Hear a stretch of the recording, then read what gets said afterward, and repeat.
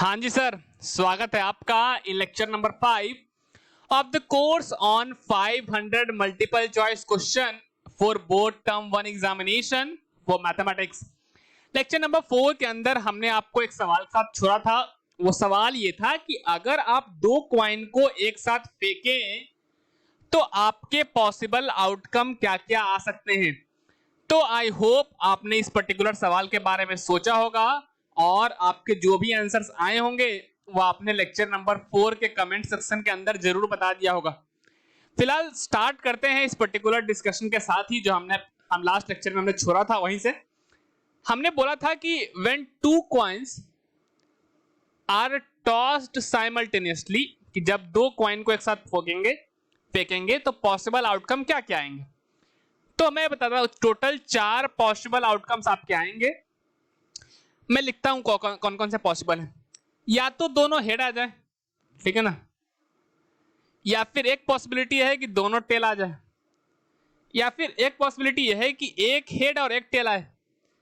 उसके अंदर भी एक पॉसिबिलिटी है कि पहले पोजीशन पे हेड आ जाए, दूसरे पोजीशन पे टेल आ जाए, या फिर पहले पोजीशन पे टेल आ जाए और दूसरे पोजीशन पे हेड आ जाए।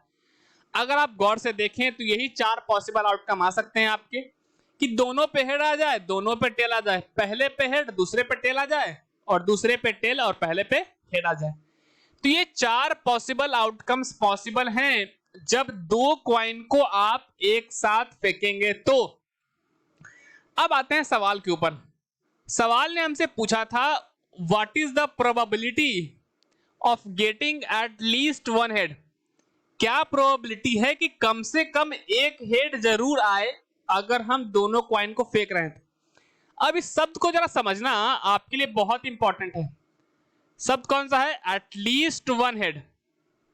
एट लीस्ट वन हेड का मतलब समझ में आता है कि कम से कम एक हेड होना चाहिए, है ना, कम से कम एक हेड होना चाहिए। मतलब ये कि एक से अगर ज्यादा हेड हो तो कोई दिक्कत नहीं है ना, बिल्कुल दिक्कत नहीं है सर।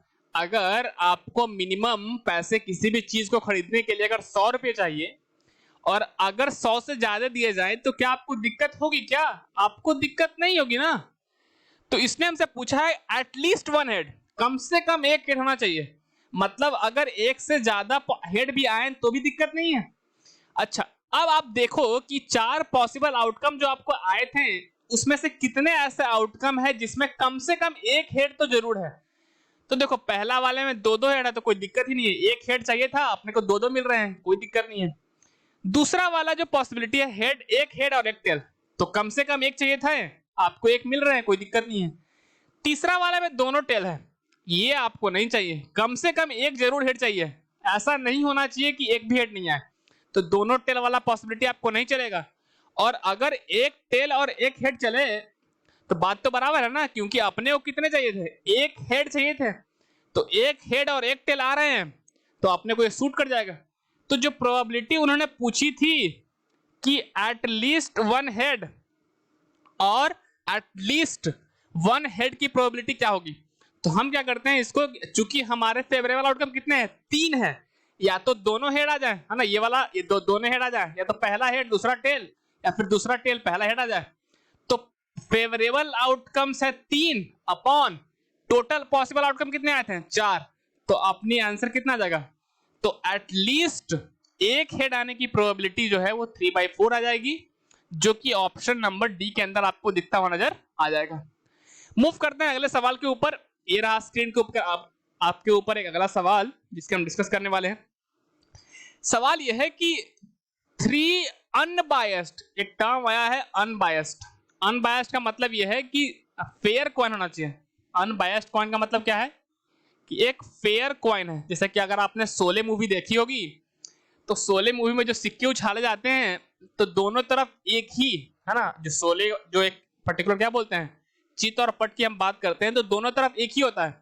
मतलब अगर इधर पलटा तो भी वही आएगा और उस दूसरे तरफ पलटा तो भी वही आएगा। तो यहाँ पे वही बात कर रहा है कि अनबायस्ड कॉइन होना चाहिए, मतलब एक तरफ हेड होना चाहिए और एक तरफ क्या होना चाहिए? टेल। ऐसा नहीं है कि दोनों तरफ हेड लगा दिया और अब उछाल रहे हो, क्योंकि अगर दोनों तरफ हेड ही है, जब उछालोगे तो हेड आएगा ना, तो श्योर हो जाएगा कि हेड ही आएगा। और अगर दोनों तरफ टेल रख दिए तो उछालोगे तो भी तो पक्का है ना कि दोनों तरफ टेल है तो उछालोगे तो टेल ही आएगा। तो इसलिए ये बोल रहा है कि भैया बेईमानी नहीं करनी है, अनबायस्ड कॉइन लेना है आपको, फेयर कॉइन, ठीक है, कि एक तरफ हेड हो और दूसरे तरफ टेल। ओके, इसने बोला 3 अनबायस्ड कॉइन को फेंके हैं, क्या प्रोबेबिलिटी है कि कम से कम 2 हेड मिल जाए, ठीक है। अच्छा, तो सबसे पहले प्रोबेबिलिटी निकालने के लिए हमें पॉसिबल आउटकम्स निकालने पड़ते हैं। तो जब 3 कॉइन को एक साथ फेंकेंगे तो पॉसिबल आउटकम कौन कौन से आएंगे? तो पहला कि 3 हेड आ जाए, है ना, तो अगर तीनों के तीनों हेड आ जाए तो ये पॉसिबिलिटी आ जाएगी। अच्छा, या तो 2 हेड आ जाए। अच्छा, 2 हेड आ जाए तो ऐसा आ सकता है ना, 2 हेड आने की और कोई पॉसिबिलिटी है क्या? हाँ, हो सकता है। पहला 2 हेड ना करके पहले पे हेड आ जाए, दूसरे पे टेल और फिर तीसरे पे हेड आ जाए, तब भी तो 2 हेड आ जाएंगे ना। अच्छा, 2 हेड आने के और कोई चांसेस है क्या? हाँ, एक चांस है कि पहले पे टेल आ जाए और बाकी बचे हुए 2 हेड, मतलब ये कि पहले दोनों पे हेड आ जाए, पहले और तीसरे बार में हेड आ जाए और दूसरे तीसरे में हेड आ जाए। और कोई तो पॉसिबिलिटी नहीं है ना 2 हेड आने की, नहीं। अच्छा, 3 हेड की बात हमने कर ली, दो हेड भी पॉसिबल है अपने। अच्छा, 1 हेड आ जाए तो तब भी देख लेते हैं। तो अगर 1 हेड आ जाए तो मान लिया पहले पे ही हेड आ गया, तो चूंकि हमें 1 ही हेड चाहिए तो बाकी सबको क्या आना पड़ेगा? टेल। अच्छा, अगर मान लीजिए पहले पे हेड नहीं आया तो दूसरे पे मान लीजिए आ गया, तो ऐसा सिचुएशन बनेगा। और अगर लास्ट में हेड आया तो देखो ध्यान से, ये तीनों पॉसिबिलिटी ऐसी हैं जो कि 1 हेड वाली हैं, कि या तो पहले पे हेड आ जाए, चाहे दूसरे पे हेड आ जाए, या फिर तीसरे पे हेड आ जाए। और एक पॉसिबिलिटी और है कि कोई हेड आए ही नहीं, मतलब तीनों के तीनों क्या आ जाए? तीनों के तीनों टेल आ जाए। मैं फिर से बताता हूं इसको मैंने क्या किया। सवाल ये था कि 3 अनबायस्ड कॉइन को अगर टॉस करेंगे तो हमारे पॉसिबल आउटकम कौन कौन से होंगे। तो हमने बोला अगर 3 बार सिक्का उछालोगे तो या तो तीनों के तीनों हेड आ जाएंगे, या तो 2 बार हेड आएंगे, या तो 1 बार हेड आएंगे, या फिर 1 भी बार हेड नहीं आए। तो अगर इन सारे सिचुएशन को हम देखें तो टोटल 8 पॉसिबल आउटकम्स आपके जनरेट हो रहे हैं कि तीनों हेड आ जाए, तीनों टेल आ जाए, 2 हेड 1 टेल आ जाए और 1 टेल 2 हेड आ जाए। सवाल ये पूछा है कि what is the probability of getting at least 2 head. अब एट लीस्ट 2 हेड का क्या मतलब है? एट लीस्ट 2 हेड का मतलब है कि कम से कम 2 हेड चाहिए। मतलब ये कि अगर 2 से ज्यादा हेड आ जाएं तो अपने को कोई प्रॉब्लम नहीं होगी।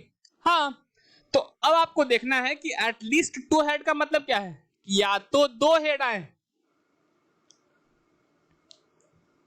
या फिर आपके पास 3 हेड आ जाए ना तो भी चलेंगे। एट लीस्ट 2 हेड का मतलब क्या है? या तो 2 हेड आए या फिर 2 से ज्यादा आए। तो चूंकि आपने सिक्का 3 ही बार उछाला है तो मैक्स टू मैक्स 3 ही हेड आ सकते हैं ना। तो या तो 2 हेड आए या फिर 3 हेड, ये चाहता है सवाल वाला। तो अपने फेवरेबल केसेस गिनो। 3 हेड वाले चलेंगे क्या? हाँ चलेंगे। क्या 2 हेड वाले चलेंगे क्या? हाँ ये भी चलेंगे। इसमें भी 2 हेड आ रहा है तो ये भी चलेगा, और इस पॉसिबिलिटी में भी 2 हेड आ रहा है तो ये भी चलेगा। यहाँ पे दोनों टेल आ रहे हैं तो नहीं चलेगा, यहाँ पे 1 हेड आ रहा है तो भी नहीं चलेगा, यहाँ पे भी 1 हेड आ रहा है नहीं चलेगा, यहाँ पे 1 भी हेड नहीं आ रहा है ये भी नहीं चलेगा। तो टोटल कितने फेवरेबल आउटकम आ गए? 1 2 3 और ये कौन सा आ गया? 4। तो एट लीस्ट 2 हेड की प्रोबेबिलिटी कितनी आ जाएगी? तो फेवरेबल है 4 अपॉन पॉसिबल है 8, तो आंसर कितना आ गया? 4/8, that is simply coming out to be half. तो आपको ऑप्शन कौन सा दिख गया होगा? ऑप्शन नंबर बी आपका करेक्ट हो जाएगा। आइए मूव करते हैं अगले सवाल के ऊपर। ये भी जो है वो इसी पर्टिकुलर इवेंट से रिलेटेड है। सवाल ये है फिर से कि अगर 3 अनबायस्ड कॉइन को टॉस करें, मतलब 3 फेयर कॉइन है, ऐसा नहीं है कि दोनों तरफ हेड है या फिर दोनों तरफ टेल है, एक तरफ हेड है और एक तरफ टेल है। इस बार पॉसिबिलिटी क्या पूछा है कि एट मोस्ट 2 हेड की प्रोबेबिलिटी बताओ। देखो पॉसिबल आउटकम तो वही रहेंगे ना, अगर आप 3 कॉइन को फेंक रहे हो तो पॉसिबल आउटकम्स तो वही हैं। कौन कौन से? 8 पॉसिबल आउटकम आएंगे, या तो तीनों हेड आ जाए या तो 2 हेड आ जाए। अब 2 हेड में ये हो सकता है कि पहले दोनों ही हेड आ जाए, या फिर लास्ट के दोनों 2 हेड आ जाए, या फिर पहला हेड दूसरा टेल तीसरा हेड, क्योंकि इन सभी सिचुएशन में 2 हेड आ रहे हैं ना। बिल्कुल, इसके बाद एक पॉसिबिलिटी होती है कि एक हेड आ जाए, तो एक हेड पहले पोजीशन पे आ सकता है, एक हेड जो है वो दूसरे पोजीशन पे आ सकता है ना, ये टेल है ये। और एक पॉसिबिलिटी ये है कि लास्ट पोजीशन पे हेड आ जाए, और एक ऐसी पॉसिबिलिटी भी हो सकती है कि कोई हेड आ ही नहीं, है ना। अभी हमने डिस्कस किया था ये सारी चीजें कि 8 पॉसिबल आउटकम बनते हैं।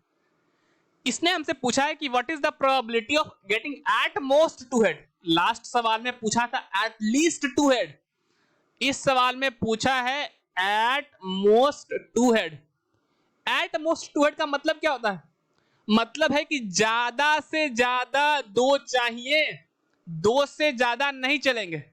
अच्छा, एट मोस्ट 2 हेड का मतलब क्या है?